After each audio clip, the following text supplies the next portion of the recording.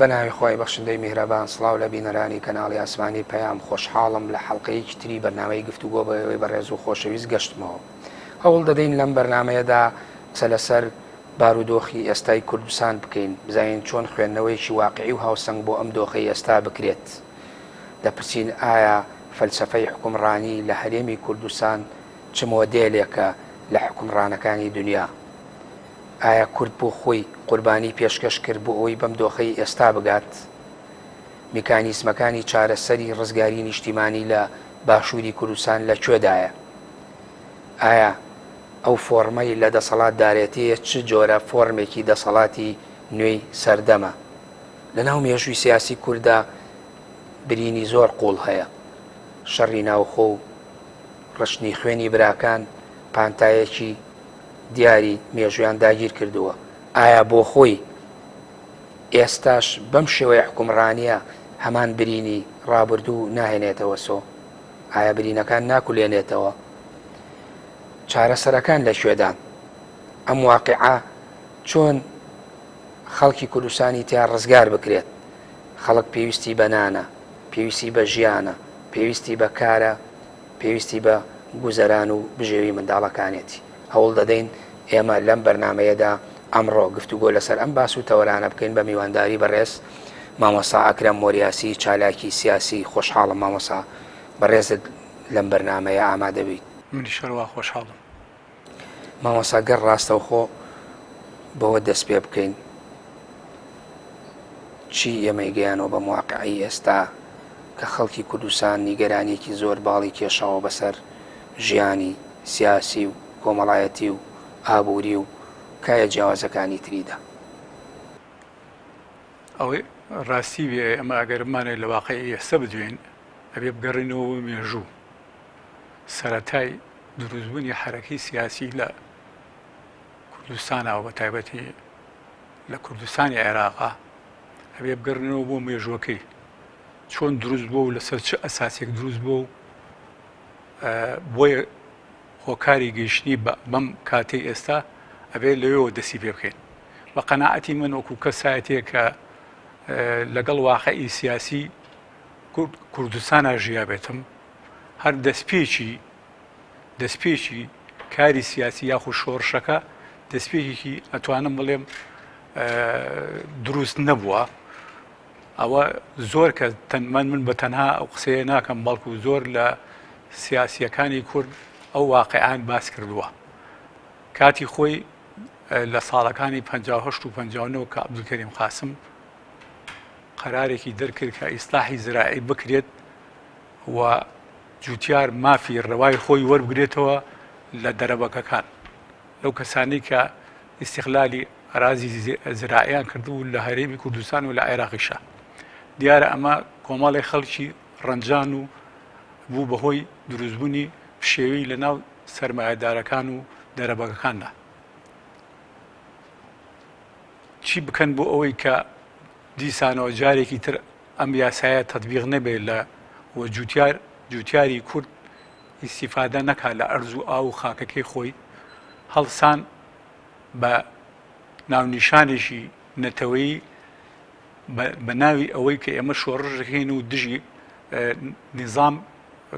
نظامی بەغا ڕژێمی بەغا ئەبێ ئێمە شۆڕژ بکەین. ئەو کاتە ماوەیەکی کورد بوو، مەلا مستەفای بەرزانی لە ئیتیحادی سۆڤێتی گەڕابووە بۆ بەغا، لە بەغا دائانیژە و کاتە کۆمەڵی لەو پیاوە دەرەبەگانە چوون بۆ لای داوایان لێ کرد کە وایە ئێمە حەزەکەین سەرۆکایەتیمان بکەیت و ئەم شۆڕشە دەست پێ بکەین و ئەم نیشتیمانی ئێمە ڕزگارکەین لە دەستی بێگانە. بەڵام لە ناوەخناوان نەبوو. مەلا مستەفا جوابەکەی ئەو کاتە بوو ئەوان ئەوە بوو کە من ناتوانم لە بەرەوەی عەبدولکەریم قاسم ڕێزی لە من گرتۆ و منی هێناوەتەوە و ناتوانم بێوەفام بەرامبەری ئەو هەڵوێستەی و تێژگەیشتی بوو کە ناوەخنەکەی ئەوان ناوەخنەکە نیشتیمان پەروەری نییە بەڵکو شتێکی ترە، لەبەر ئەوە ڕازی نەبووە. من ئەوەی کە پێم گەیشتووە بە ئەزمموی سیاسی خۆم واقعەکە ئەوە بوو. دوایی مەلا مستەفا ناچار بوو ئەمان هەریان کردوتیان تۆ لەگەڵمان بی لەگەڵمان نەبی ئێمە شۆڕژی خۆمان نەکەین. یعنی دەستپێکی شۆڕشەکە دەستپێکێکی نادروست بووە بە قەناعەتی من. یانێتەوە بڵێ ئەم واقعی ئێستا دروست بووە چۆن بینایەکە بناغەیەکی باشی نەبێت بیناکە دوایی بینایەکی خراپە دیوارەکانی درزە بە ئەگەری ڕۆخانی هەیە بۆ خۆی ئەمیش بناغاکەی باش نەهاتووە هەروایە لە ساڵەکانی 60 هەندێک سیاسینە ناو پارتی دیموکراتی کوردستانە ویستیان بە حسابی خۆیان شیعاری ئەوان هەڵگر کە ئێمە ئیسلاحێکی سیاسی ئەەکەین ئەو واقعی شۆڕشە ئەگۆڕین بە شۆڕشێکی دیموکراسی لە 64 جەنابتان احتیمالە بە ئاگا بە مێژووتان خوێنەوەتەوە مەکتەبی سیاسی باری مەکتەبی سیاسی جیا بووە لە پارتی دیموکراتی کوردستان. پارتی دیموکراتی کوردستان ئەو کاتە بە سەرۆکاتی مستەفا بارزانی بوو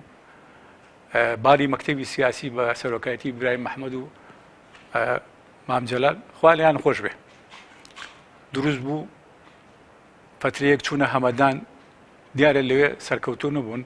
گەڕانەوە لە 66 لەگەڵ ڕژێمی باسا گفتوگۆیان کرد و ئەمان بەرەی خۆیان جیا کردەوە بەرەی پارتی لە دەرەوە بوو بەرەی باڵی مەکتەبی سیاسی دەناوبوو ینی لەو کاتەوە گرفت و کێشە و براکوژی و شەڕ و ئاژاوە لە ناو کوردستانی ئێمە دروستبووە جێگای داخە. ئێستا من حەزمە کرد ئەو مێژووە پڕ وایە لە مەواقیفی جوان و هەستی سۆزی نەتەوایەتی و بەهای جوان کە ئێستا لێرە باسم کردیا بەڵام ناتوانانی تۆ واقع ئەو ئەبێ واقع وەکو خۆی باسی یعنی ئەکرێ بڵێن ئێمە لە ناو شۆڕشەکانمان لە ناو خەبات و قوربانیدانەکانە بۆ خۆی سایکۆلۆژیەتێک و کولتورێکی تەمومژاوی و ڕق و بەریەکەوتن و چۆن بڵێ ینی دۆخێکی خراپ هاتوۆتە پێشەوە بۆ یعنی ئەوەی کە ئێستاش ئەگوزەرێکی ئەو ڕابردووەیە هەروە مامۆستا من بیرم دێ تازە چوومە ناو ڕێخستنەوە جۆم لە پیاوە بە تەمەنەکان بوو ساڵی چەند ساڵی 71 ئەگەر بیرم بێ ڕێخستنەکانی پارتی بەڵێ ئەو کاتە هەردوو بەرەکە بوو بوونەوە بەیەک بەرەی مەکتەبی سیاسی بەرەی پارتی بوونەوە بێک چوونەوە ناو پارتی دیموکراتی کوردستان تەمەەن بە هۆکارێکی زۆر گەورە چوونەوە ناوێک لە بەرەوەی کە ڕژێمی بەغا حکمی زیاتی ئەو کاتی حکمی زیاتیەکە بە ناوی پارتی وەدرا چوونەوە ناو پارتی ئەو کاتە پارتی ئافووی دەرکرد بۆ ئەمان بۆ واری مەکتەبی سیاسی و چوونەوە جا من ویستم پێش ئەوە باسی ئەوە بکەم کە بیدایەتی چوون لە ناو ڕێخستن جۆم لە هەندێک کەسایەتی هەبوو لە ناو پارتیە خەڵکی بەتەمەن بوون بە تەجروبە بوون لەبەر خۆیانەوە باسییانەکە لە ناوێکتێ بەخوا ئێمە هیچمان بەیز ناوێت چونکە سنوورەکانمان دوژمنمانن یعنی بەبەسی دەوڵەتی ئەقلیمی بوو چواردەورەکەمان لەگەڵ شۆڕشەکەی ئێمە نایەنەوە دژایەتی ئەەکەن یعنی ئەمە بە حقیقەت ئێستا لە ئەرزی واقعای بینینەوە لە ئەرزی واقعای سابینەوە دەوڵەتانی دراوسێ پاراسی ئەوەی خوا پێی ناوخۆشەوە ئەوەی دژ بنەتەوەی کووردە لەگەڵمان ناکەن بە تایبەتی بە هەرێمی کوردستان. دوای چوونەوەی باری مەکتەبی سیاسی بۆ ناو پارتی دیموکراتی کوردستان ئەفودرا جارێکی تر 4 ساڵ لەلایەن ڕژێمی ئەو کاتە بۆ مەجال درا بۆ ئەوی کە بەیانی 11 ئازاری تیا جێبەجێ بکرێ ئەوەی جێگای داخە نەڕژێمی بەئەس لەو کاتە ڕازگۆ بوو لەگەڵ بەیانی 11 ئازارە نە ئەو کاتەی دەسەڵاتی کوردیش توانی واقعەکە وەکو خۆی بخوێنێتەوە هەرچی چۆنێ بێ بەیانی 11 ئازار هەندێک مەکاسیبی تایە وەک گەلی کورد بەڵام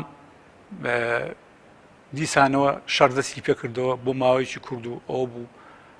نەکسەکەی بەسەرهات و ئاش بەتاڵ دروست بوو کە جێگای داخە ئەوەش بۆ خۆی شێکی زۆر خراپ بوو ئەگەر بەهات بایە ئەو کاتە مەلا مستەفا و پارتی دەسەڵاتێکی زۆریان هەبوو قووەتێکی زۆران پێشمەرگێکی زۆر بوو ئەگەر بەهات بایە ڕازی وایە بۆ حکمی زیاتیە و پشتگیری ئەو حکمی زیاتی بکردایە ئەو حکمی زیاتیە ئەتوانم بڵێم کۆمەڵێ مەکاسیبی گەورەی بۆ کوردستانی عێراق بەدی ئەهێنا بەڵام جێگای داخ بوو ئیتر ئەوە بوو کە هەڵسەنگاندنی دەسەڵاتی کوردی ئەو کاتە شۆڕشەکە هەڵسەنگانێکی ئەتوانم بڵێم وەکو خۆی نەبوو لەبەر ئەوە دوای فترەیەکی شا بوو کە ئیتیفاقی جەزائیر دروست بوو لە بینی سەداما کە ئەو کاتە نائیب بوو نائیب ڕئیسی مەجلیسی قیادەی سەورە بوو لە حیزبی بەعەز دەسەڵاتێکی زۆری هەبوو بەناو ئەحمە حەسەن بەکر سەرۆکی کۆمار بوو بەڵام دەسەڵاتەکە لای سەدام حوسێن و بەشی زۆری پێشی وتبوون وتویان ئێوە ئەگەر بە مفاوەزەکە رازی نەبن ئێمە چین لە شوێنی ترەوە ئیتیفاقەکەین و کێشەتان بۆ دروستەکەین بالفعل ئیتیفاقیان کردو ئەوە بوو بەڵێ ئێستا مامۆستاکرێم ئێمە ئەمانە بوونمە لە ناو شۆڕشە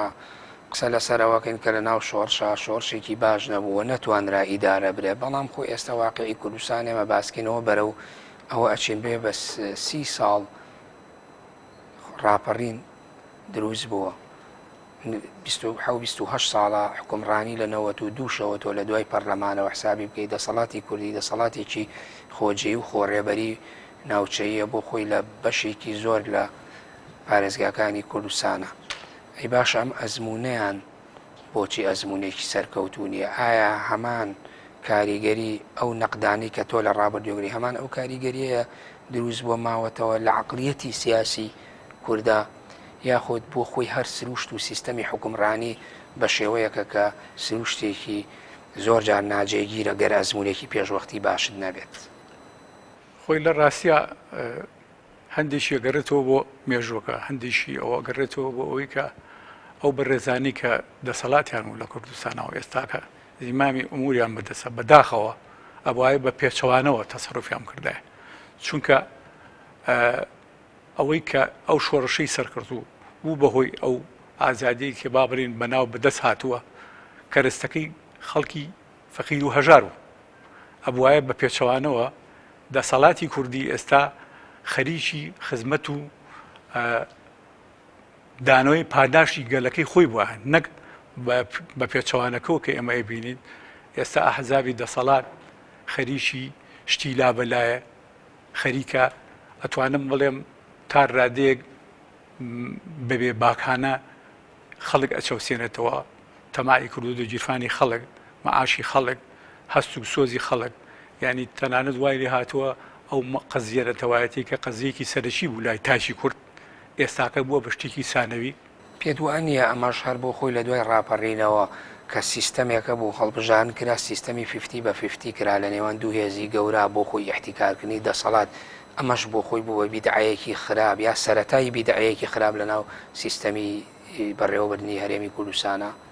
بۆ خۆی خراپ نەبوو ئەوە مۆدێلێکی خراپ نەبوو خۆی لە ڕاستیە یەکێک لە ڕووەگەشە جوانەکانی دیموکراسی هەڵبژاردنە بەڵام هەڵبژاردنێک چۆن هەڵبژاردنێک کە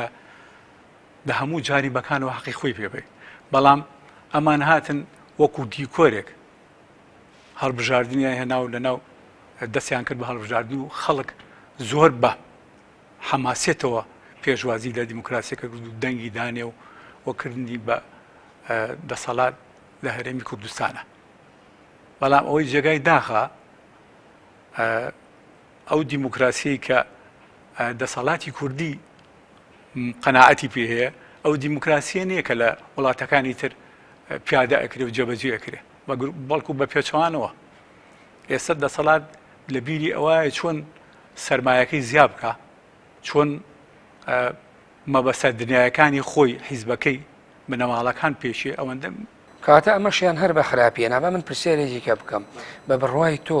ئێمە ئەگەر بە وردی دەستخینە سەر برینەکان لە یعنی لە زاتەوە دەست پێ بکەین لە سایکۆلۆژیەتی بەڕێوەبەرەکانەوە خەڵکەکەەوە دەسەڵاتدارەکانەوە سەرکردەکانەوە دەست پێ بکەین هۆکاری چییە ئەم واقعا لە کوردستانە دروست بووە جیاواز لە هۆکارە سیاسی و شتە سەدحیاتە گشتیەکانەکە لە ڕووی جەوهەرەوە قسەی لەسەرکەین وەڵی عادەتەن لە هەر شوێنێک کە لە ڕاستی لاددا بەرەو شتی لابەلا ڕۆژی کارەسات دروستە بێ هەروەکو وتم تۆ کە باسی دیموکراسیە دەکەی ئەبێ حەق بە دیموکراسیت بی ئەوەی کە دەنگی داویتە تێ ڕێزە دەنگەکەی بگری تۆ کە پەرلەمان دروستەکەی ئەبێ پەرلەمان ڕۆڵی ئیجابی خۆی بینێ بەڵام بەداخەوە ئەوەی ئێمە لە کوردستانە ئەبینین ئەوەیە کە ئەتوانم بڵێم پەرلەمانیان وا لێ کردووە ئێستا کە خەڵک یعنی بە شێوەیەک سەیرێکا کە پەرلەمان زۆر بێ بەهایە جێگای داخە جا ئەتوانم بڵێم لە لایەک شۆلۆمی معارەزە با بکەین ئێمە معارەزەی کوردی ئەحزابی معارەزە کە ئێستاکە لە بەشێکی لەو پێش کە بەشدار بووە لە ناو دەسەڵات و حکومڕانیە ئێسش کە معارەزە بە تایبەتی ئەحزابی ئیسلامی کە معارەزەیە ئەبوایە معارەزەیەکی شەرمەند نەبوونە واقعا نەبوونە گفتوگویەکی زۆر جددیان لەگەڵ دەسەڵاتا بکردایە چونکە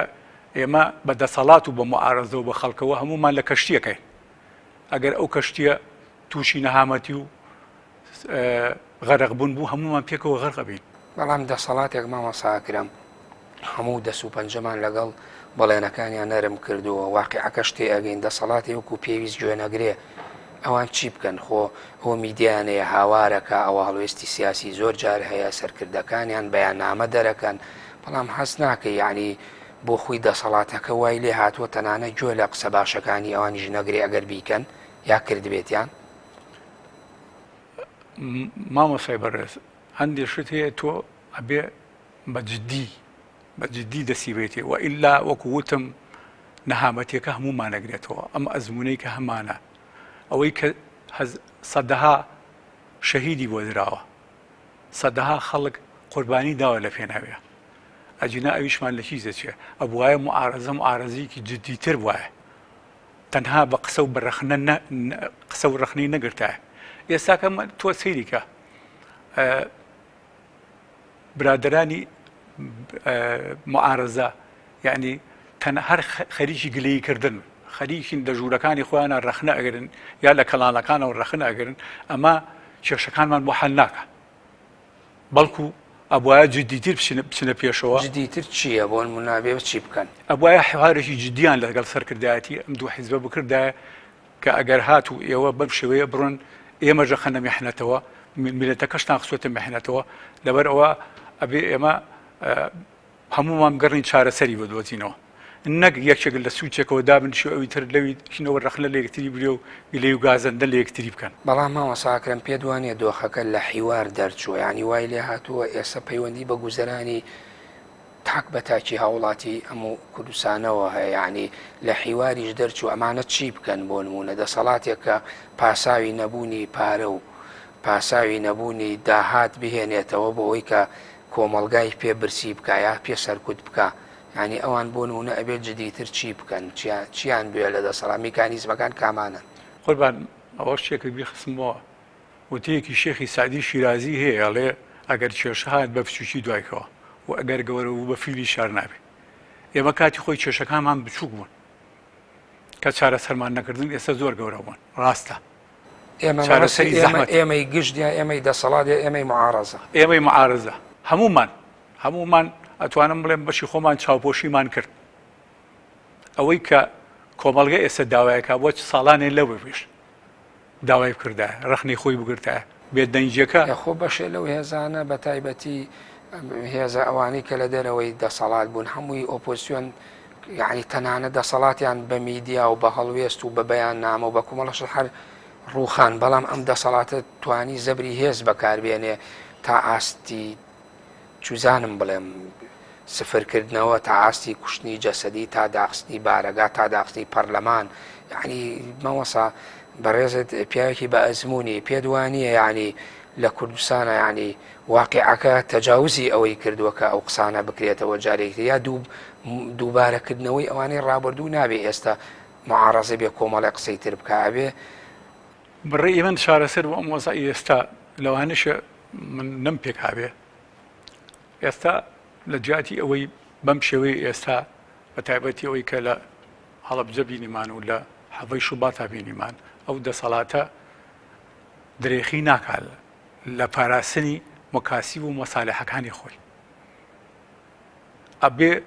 بە قەناعەتی من ئێستاکە خەڵک داوای هەڵبژاردنێکی پێشوەختە بکە هەڵبژاردنی پێشوەختە بەو بە پێویستیەکانیەوە یعنی هەڵبژاردنێکی پاک و بێگەرد بێ تۆ ئەتوانی لەو کاتە ئەو ئێستا هەڵبژاردن لە عێراق ئاکرێ ئێمە شەر بەشێکین لە عێراق یعنی هیچی تیانێ ئەگەر لە کوردستانیش ئێمە شیعاری هەڵبژاردن بۆ گۆڕانکاری ئەگەر هەڵبژاردن توانیمان ئێمەی خەڵک ئێمەی معارەزە ئێمەی دڵسۆزانی کورد بە شێوەیەشی گشتی تەنانەت دڵسۆزیمان بۆ دەسەڵات چییە؟ هەمومان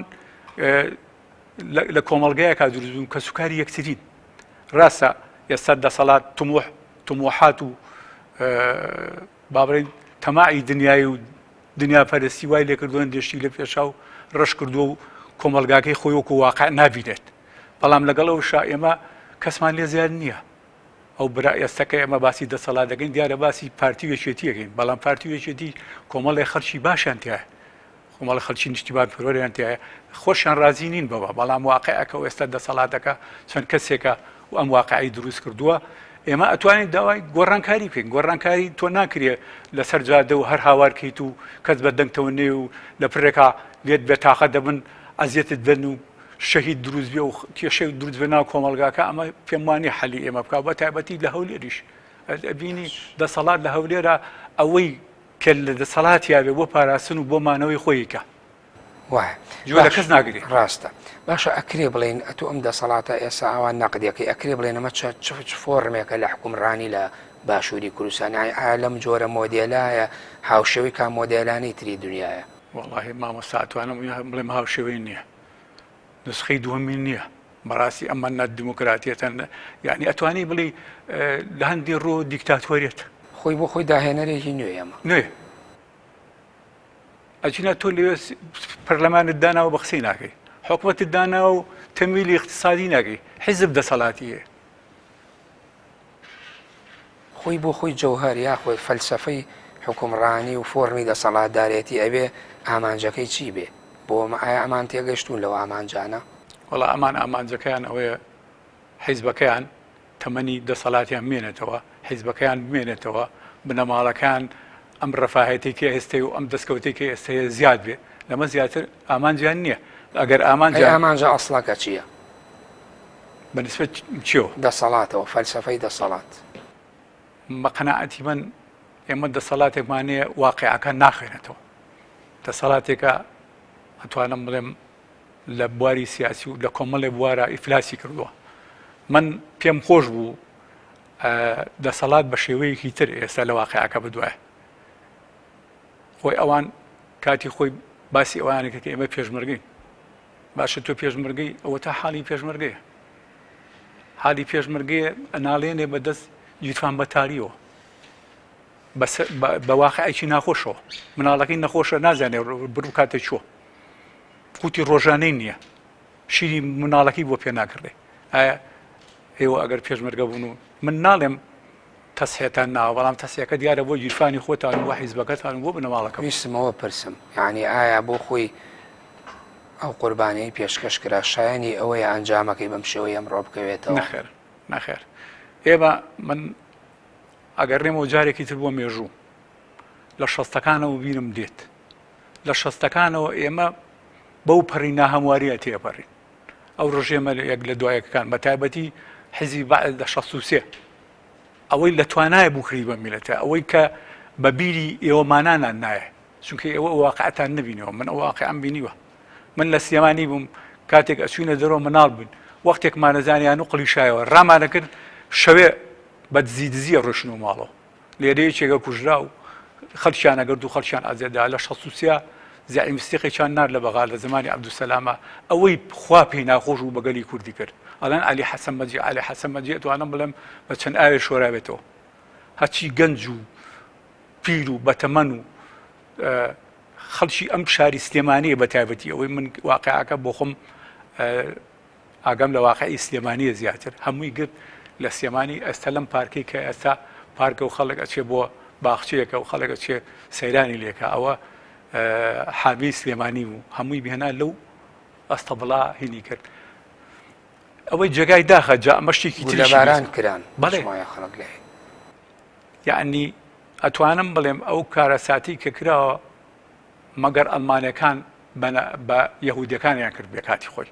کە لەم سلێمانیە کراوە خەڵکیان هێنایە دەرەوە یان و جنێ بە مەلا مستەفا بەرەڵات دەکەین لەو کاتە ناخۆشیە مەلام مەستەفاشی نەناسی بەڵام هەستی نەتەوایەتی لە ناخیا بوو هەستی ڕازگۆیی ئینتیمای بۆ نیشتیمانەکەی ئەوم جنێ و نام بە شەرتێ مەلام مەستەفاشی نەناسی جنێوە بە پارتی و نایم خەڵکیان ئەکوشت لەسەر ئەوی زیینە بەچاتە نەتیجەی ئەو قوربانیە گەوران بەداخەوە جگەل لەوەش خۆی ئەمە کارەساتی گەورەی هەشتاکان جینۆسایدی ئەنفال و کیمیایی باران و ئەوانە لەوان دڵتەزێنترە ڕویاوە بەڵام وەکو پێویست ئەنجامەکەی وەرنەگیراوەتەوە حتممیەن نە ئەنجامەکە هەڵنەگە بەڵکو بە پێچوانەی ویستی ئەو شەهیدانە ئەو خەڵکانی کە ئەنفال کران کاکە تۆ واقعەکەی بە ئەمە قسەی لەسەر بکەین ئەو ئەنفال کراوانەی کە سوکارەکانیان مابوو هەتا چەند ساڵی لەمە بەش خشتی قڕیانە لە مەعمەلا لە چەمچەماڵا من بۆ خۆم بینیم بە چای خۆم دایکی مناڵ ئەلفان کراوە برا ئەلفا کراوە خوشک ئەلفا کراوە ئاهات خشتی قڕیە بەش بۆ دامینکردنی قوتی ڕۆژانەی یعنی لەم ئەخیرا معاشیشان بۆ برنەوە معاشەکەش ئەوەیە کە ئێستا بەم شێوەیە دەن بەداخەوە یانی نەک پێی نەیپێکاوە ئەنجامەکانی نەپێکەوە بەڵکو بە پێچەوانەوە یعنی ئەتوانم بڵێم زۆر بەداخێکی گەورەوە ئەوەی کە سەرکردایەتی سیاسی بە کوردی کردو بە هاوڵاتەکانی خۆی کردووە ڕژێمەکانی کە هاتوون هێندیان خەڵکەکە ئازێت ناوە کاتی خۆی ئێمە ئەمانوت ئەمانە بێگانن لە کولتوری ئێمە نازانن شارەزانین خۆیان بە هاوڵاتی یەکەم بەزان و ئێمە بە هاوڵاتی چی نزم سیرەکەن بەڵام جێگای داخە ئەوەی کە ئێمە ئەوان دەستیان پێگەر ئەوە بەداخەوە ئێستا ئێمە ئەبینین خەریکی ئەوەن کە یعنی ئەو واقعە دیسانەوە بەردەوام بێ لە کوردستانە جێگای داخە بەڵام من لێرە داوایەکم هەیە داوایەکم لە هەمووانە بە تایبەتی لە خۆم ئێمە با بەم شێوەی ئێستا کە ناڕەزایی دەرەبڕین ناڕەزایەکان لەوانەیە سەرپێشی بۆ کوشتن و برین بەر لەوە بێتە ئەوە ماوە ساکرا منەوە پرسیارەکەم ئایا بۆچی سەرکردایەتی سیاسی کوریا بڵم دەسەڵات داران بۆچی دەرکی ئەم واقعەتاڵە ناکەن یعنی هۆکاری چییە خۆ ئەو هەموو مێژووە ئەوەی کە تۆ باسیەکەی لە ڕابردووە ئەبێ بڕیار ئەگەر بڕیار بێ مێژوو بریتی بێ لەوەی کە عیبرەتی لێوەربگرین بۆ ئێستا و بۆ پلانی ئایندەمان یعنی بۆچی سەرکردەکانی کورد وە دەسەڵات دارێتی لە هەرێمی کوردستانە یعنی ناگاتە ئەوەی کە ئیتر قۆناغێکی بێت پێ قۆناغی بیرکردنەوە و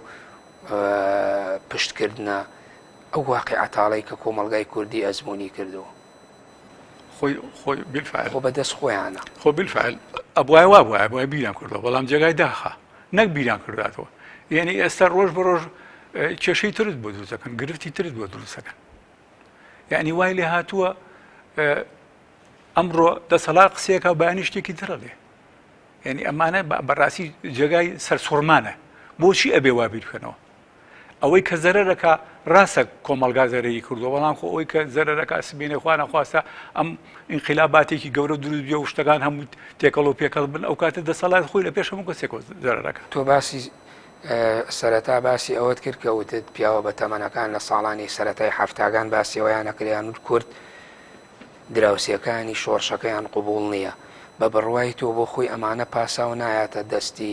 ئەوانەی کە نەیارن بە کورد بۆ خۆیان وردە زەمینە خۆشوێ بۆ ئەوەی کە ئەو ئەزمونەیە ئەو قەوارەی هەیەی ئیش بۆ کۆتایی پێهێنانی بکەن حتممیان ئەو واقعە ئێستا بەرەوە ئەوە ڕوا و کاریش لەسەر ئەوە کرێ دەوڵەتە دراوسیانە ئیش لەسەرەوە کە نەما ئەزمونە بسرنەوە نەگەڵە وجودێتی بۆ نێن بەڵام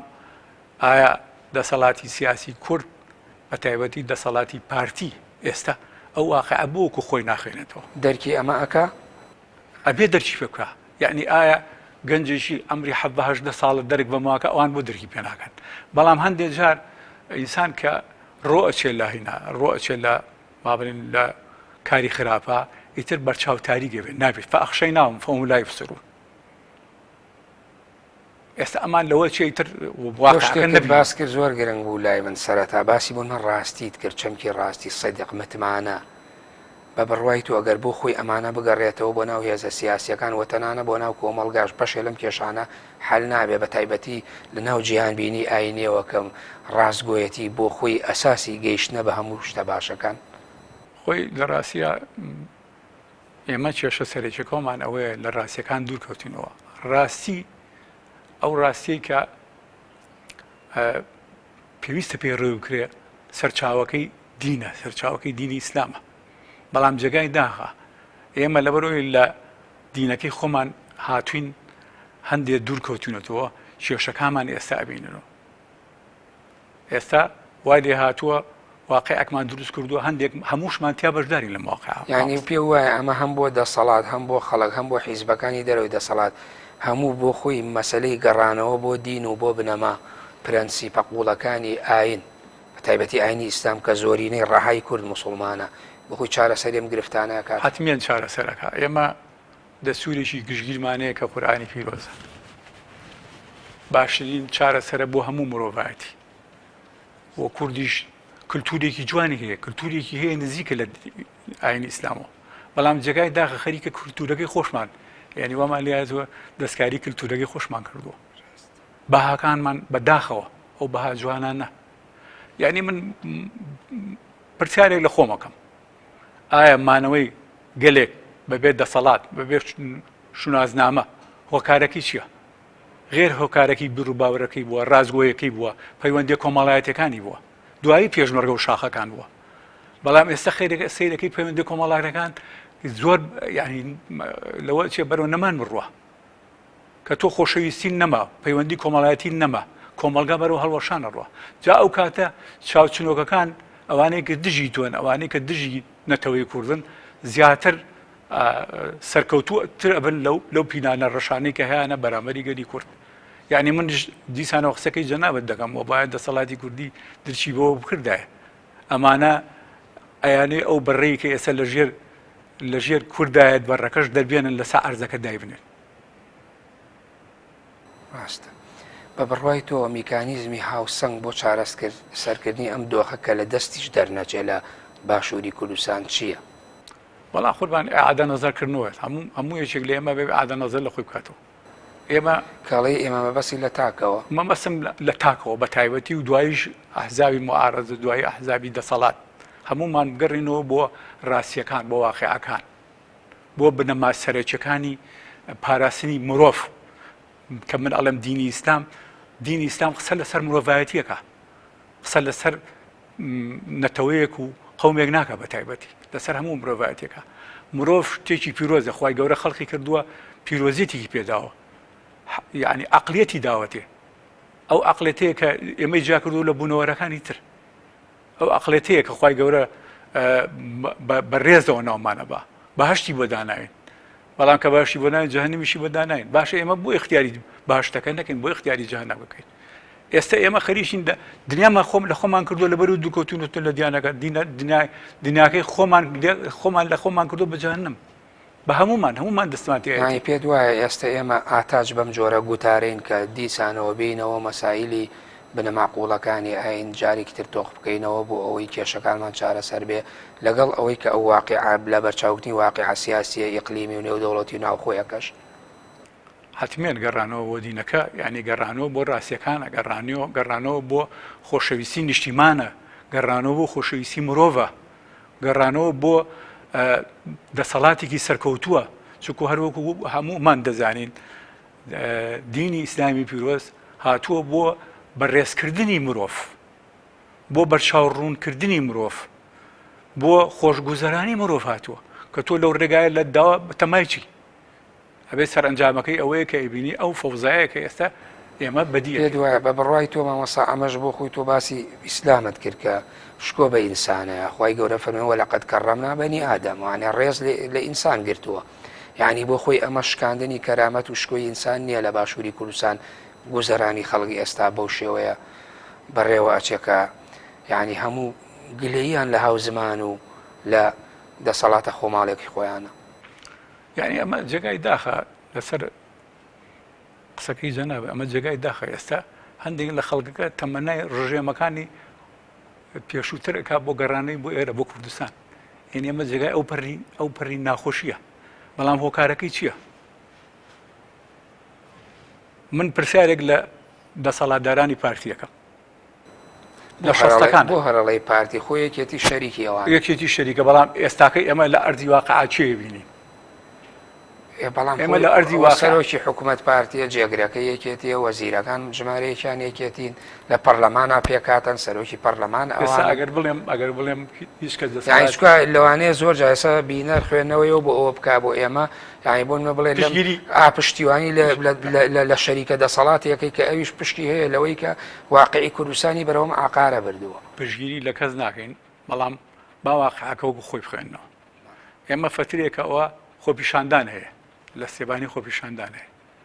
بەڵام ئایا خەڵک ئەتوانێت لە هەولێر خۆپیشاندان بکە بەو شێوەیە تەعاملی لەگەڵاکەن بە فیشەک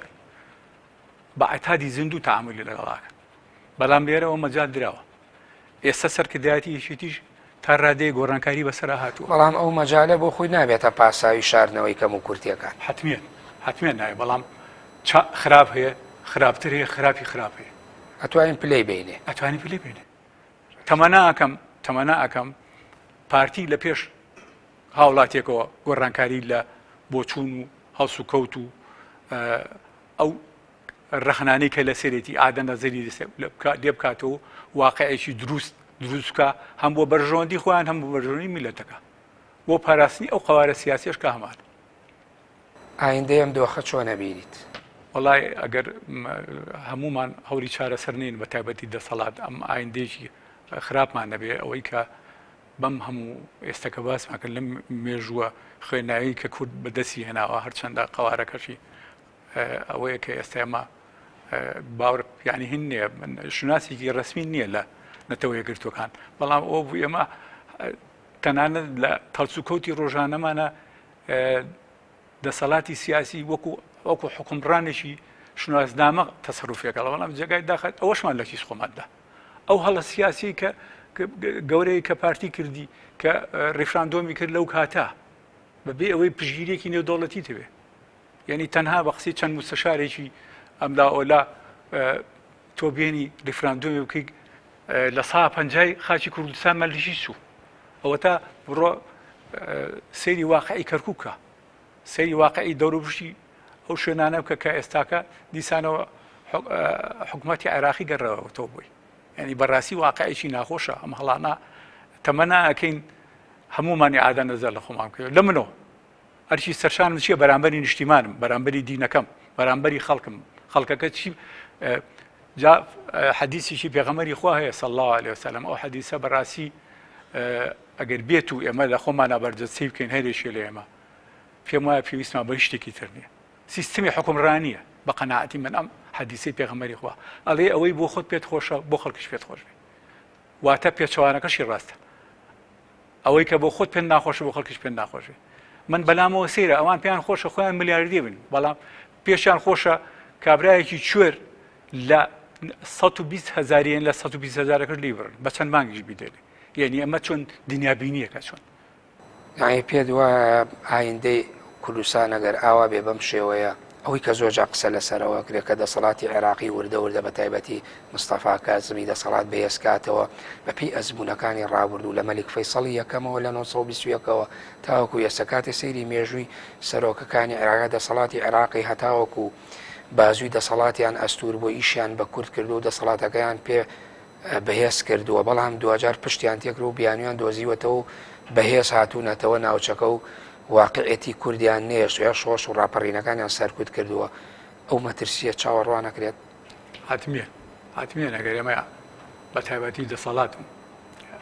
ئادا نەزەر لە خۆی نەکاتەوە ئەکرێ بڵێن لەو چاوەڕوانکردە ئینتیمای تاک وابەستەبوون بۆ خاک و نیشتیمان و نەتەوە وردە بەرەو لاواز بوو نەچێت قوربان نەک لە بەرە لاواز ئەتوانم بڵێم ینی ئەتوانم بڵێم خەریکە هەر بە تەواوەتی لە کۆتایی دێت کۆتایی دێ جێگای داخە ئەوە سەنەتەوایەتی کە من بینیم من هەرزەکارم کە ئەوە سەنەتەوایەتیم بینی ئێمە پیاوێکە بوو لە سێمانی لەوانەیە جەناب نەتان بیسمێناوی پیانۆ بەکرە بێ قۆڵی نەبوو دەمانچێکی چواردەخۆری پێ بوو من ناڵێم ڕێوازەکەی چاک بوو دیفاعی بە حسابی خۆی کوردایەتی ئەگەر ئەچوو بەرامبەری ئەو حزبی بەئسا لە شەسووسیا ئاهاتە ناو شار بە دەماچەکەی بەدانی ڕاکێشا خەڵکی سەر بە ڕژێمێ کوشت ینی هەستی نەتەواتی لای کەسێک کەمە ئەوەقیش بوو وەکو کەسێکی یعنی نازم نیشتیمان پەروەردیشی تا سەری ئەسقان تەسەڕوفیە کرد بەڵام ئێستا جێگای داخە خەڵک ئەوە تا باسی نانەکە باسی پارەکە باسی کۆمەڵشتی پێوەەر و بەها هەیە یعنی وان لێ کردووە لە بیریان بردوێتەوە بەڕاستی لە بیر خەڵکەکان لە بیر بردوێتەوە یعنی ئەمانە هەمووی جێگای داخە کازم یەگە لێرە سەیریکە کازمی لە ئێستا لەم ئەخیر جەولەی چوە بووە ئەمریکا لە هاتەوە لە مەتارەوە چوو بۆ بەسرە ینی لە بەخانەوەی مافی هاوڵاتی بوو باشە ئەخر معقولە ئێوە ئەزمونتان لەگەڵ ئەزمموی بەغا ینی بەڕاستی ئەمە چەساوە بین یعنی ئەو کەسایەتیانێک کە ئێستا قیادی سیاسیەکەن لە من و تۆ زیاتر چەساوە بوون ینی هەندێک جار شاخەکان نەبێت سنوورەکان نەبێت چایان پێەکەوت لە کوردستان ئیتر چایان بە شار و شارۆچەکان نەیەکەوت باش مەحروم کرابوون گەر ئێمە پێوەری شۆڕش و ڕاپەڕینەکانی ڕابرویا لە ناوچینی ئەزمموی چوزانم بڵێم حیزبە سیاسیەکانی کوردستان بەشێکیان شۆڕشەکان شۆڕشی ئەیلولیشمان بینی بەو شێوەیە ئەگەر لەبەر هۆکاری ناکۆچی ناوخۆی و ناتەباوی یەکتر سفەرکردنە و کۆمەڵە شت وە پێ وایە لە ناوچوونی ئاینەیە لاوازبوون با بڵێن ئەگەر نەژڵین بۆ نان و گوزەران و ژیان و کەرامەتی هاوڵاتیەکە پێویستی پێێتی مناڵەکانی ژیانێکی باشی بژین یاخود لانی کەم لە برسیان نەبێ بۆ ئایندە یعنی ئایندە مەبەسم نەمانی چۆنەڵێ ئەم ئەزمونە یا لاوازبوونی یا مەترسی داهاتووی باشووری کوردستان ئەم جارەیان مەسلەی گوزەران و ژیانی خەڵک ئەبێتە هۆکاری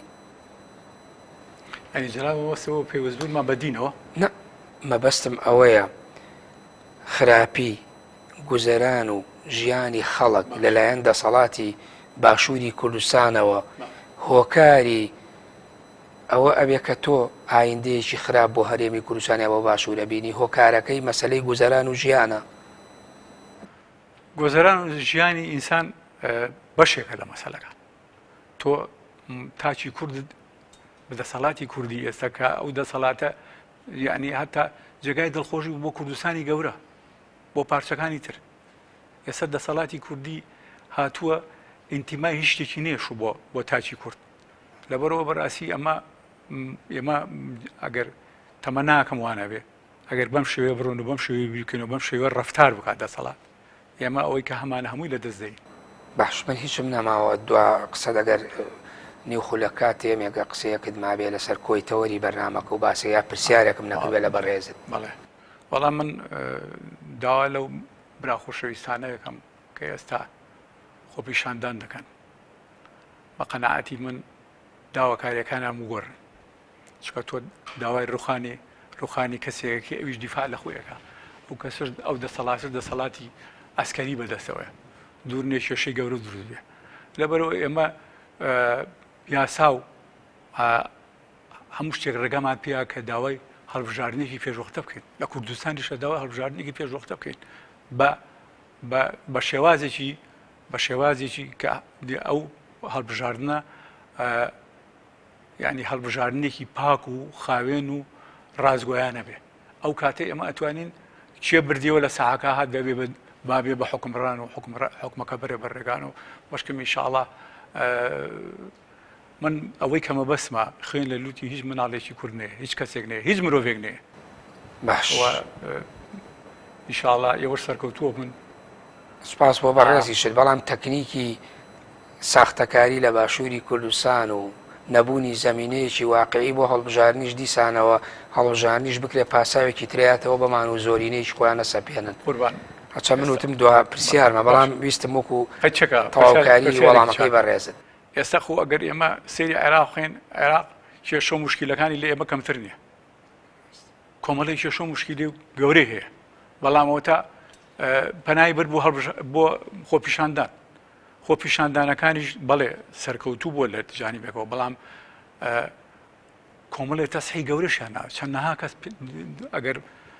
لە یادم بێ کە ئەلامە باسیەکەن زیان لە 500 کەس کوژراوە لە خۆپیشاندانەکانە خی گەورە کەعبەی بەو پیرۆزیە هێندە بەڕێز نییە وەکو خوێنی ئینسانێک تۆ 500 کەس کوژراوە ئەوە تا کۆڵ ناو ئەوە تا واقعەکەی گۆڕی ئێمە نامانێت خەڵک گۆڕێ با ئێمە هەڵبژار نیە بکەین بەڵام بەو هەڵبژاری کە من باسی یەکەم هەڵبژارنێکی پاک و بخوت بێ بە چاودێری ئومەمی متحیدە بێ بە چاودێری خەڵکی باش بێ نەک بە زەبری تفەنگ کرێوەکو جاری پێشوو بۆ شوەیە کە بینیمان بەڵێ زۆر سپاس هەمومانی ناڕازی بووین بەڵێ زۆر سپاس بۆ مامۆستا ئەکرەم مۆریاسی چالاکی سیاسی سوپاس لەم بەرنامەی ئامادەبووی. بەڵێ بینەرانی بەڕێز و خۆشەویست بەم شێوەیە هاتممە کۆتایی بەرنامەی گفتوگۆ بەر لەوەی ماڵاوایی بکەم دەمەوێت لێرەوە سوپاسی سەنتەری ڕۆشنبیری نووری حیکمە